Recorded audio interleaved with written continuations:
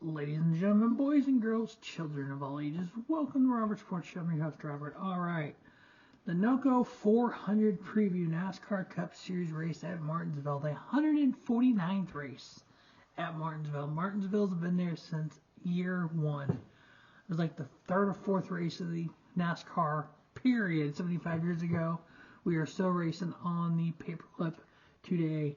210.4 miles, 400 laps, 3 stages, 80, 100, and 220. So far in 2023, I am 4-2 in the Truck Series, 5-2 in Xfinity, 1-7 in the Cup. So in the spring last year, we had 4 cautions for 36 laps. We had Chase Elliott dominating winning stage 1 and stage 2, followed by William Byron, Joey Logano, So stage 3, the winner of the race was William Byron, then Joey Logano second, Austin Dillon, Ryan Blaney, Ross Chastain, Kurt Busch, Kyle Busch, Eric Almirola, Chase Briscoe, and Chase Elliott. In the fall, we know what happened in the fall. Christopher Bell got the win, didn't get talked about a lot. We had Kyle Larson second, Ryan Blaney third, the Melon Man, the Hail Melon by Ross Chastain, finishing 4th, making the final 4 of the championship 4, followed by Denny Hamlin, Joey Logano, William Byron, Bubba Wallace, Chase Briscoe, and Chase Elliott. The Hail Melon got illegal in the year and during the off season. We know that Trackhouse has not touched the car. They still have it in the exact same it was when they pulled off the track. The safer barrier has been removed. Hopefully it shows up at the Hall of Fame. The two will end up together. The only time that move can be done was at Martinsville last year. Again, it has been outlawed, so we will not see a repeat of the Hail Melon. So in Martinsville in 2022, Ryan Blaney averaged 3.5, Logano 4.0, William Byron 4.0, Chase Briscoe 9.0, Chase Elliott 10, Christopher Bell 10.5, Kyle Larson 10.5, Eric Almirola 11.5, and Bubba Wallace 12.0. If we look at just flat tracks, so that was Martinsville last year, just flat tracks, so Martinsville, Phoenix, Nashville, Richmond, Pocono, Gateway. We have Christopher Bell 8.0, 2 wins, Joe Logano 9.3, 2 wins, Ryan Blaney 9.6, Kyle Larson 10.2, Chase Elliott 10.3 and 2 wins, Kyle Busch 10.5, Kevin Harvick 10.7 and a win, Ross Chastain 10.9, William Byron 12.3 and a win, Denny Hamlin 12.4, a win, and a win disqualification at Pocono. Now, with the new short track package in 2023, the low downforce, Phoenix and Richmond, we also have the same package in Martinsville. So the short track package for 2023 in those 2 flat tracks, Kyle Larson 2.5 and a win, Christopher Bell 5.0, Kevin Harvick 5.0, Alex Bowman 8.5, Joey Logano 9.0, Chase Briscoe 9.5, Tyler Reddick, and Michael McDowell, each 9.5.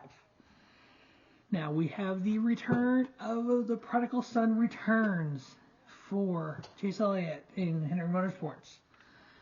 So much talk about playoffs and him. So let's look at the point standings right now. We have 7 different winners. William Byron with 2 wins, Christopher Bell, Kyle Larson, Tyler Reddick, Kyle Busch, Joey Logano, Ricky Stenhouse Jr. We know those 7, unless we have more than 16 different winners, will be in the playoffs. Now, to finish out the 16 right now, we have Ross Chastain, Kevin Harvick, Martin Truex Jr., Brad Keselowski, Ryan Blaney, Alex Bowman, Denny Hamlin, Austin Cindric, Chris Buescher are the 16 that would be in the playoffs right now. Michael McDowell and Ty Gibbs are the next 2. Now, the playoff rule is win a race and you're in unless we have more than 16 winners. Or if we have less than 16 winners, top 16 in points. You have to qualify for each race. Attempt to qualify for each race. Now, because Chase Elliott missed 6 races, he was granted the waiver. So the waiver basically fills in for since he didn't qualify for those 6 races. Now, he's got to win or be in the top 16 in points if there's less than 16 winners. So even if he wins a race, and we have 17 different winners, if he's the lowest one of the single-digit winners, if he's the lowest one, he would be the one out. Now, last year, between Martinsville and the regular season finale at Daytona, Chase had 4 wins.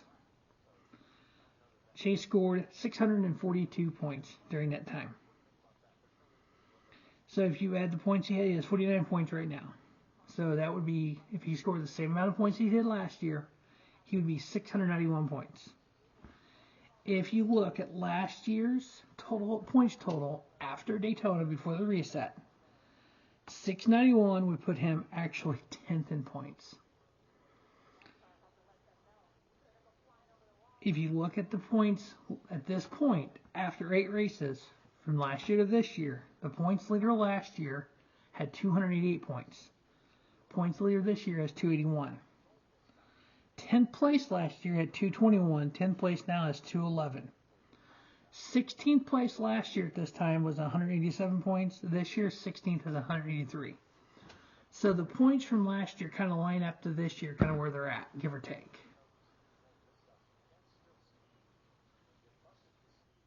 So he can still point his way to the playoffs if possible. Or he has to win a race. The old top 30 rule no longer applies. Because when Kyle Busch did it, he had to win a race and be in the top 30 in points. That was taken away this year. That was the Corey LaJoie rule, we call it. Because Corey LaJoie was 31st in points last year. Almost won Atlanta. NASCAR flaked out going, whoa, we need to make sure that if you're a chartered team and you won all the races and you win a race, you can be in the playoffs. I think it's a huge overreaction, my opinion. I think it needs to be a top 20, top 25 rule. But that's just my opinion. To me, because if you win a race and you finish 33rd in points, even though you're in all the races, that's like a participation trophy if you ask me. But hey, that's just my opinion. But okay, for the picks. So my 4 picks are going to be Christopher Bell, William Byron, Ryan Blaney, Joey Logano. Alright, that is the NOCO 400 NASCAR Cup Series preview. Again, the 4 picks, Christopher Bell, William Byron, Ryan Blaney, Joey Logano. As always, thanks for watching the Rubber Sports Show. And don't just have a great day, have a spiffy day. Rubber Sports Show, your YouTube leader in sports channel content.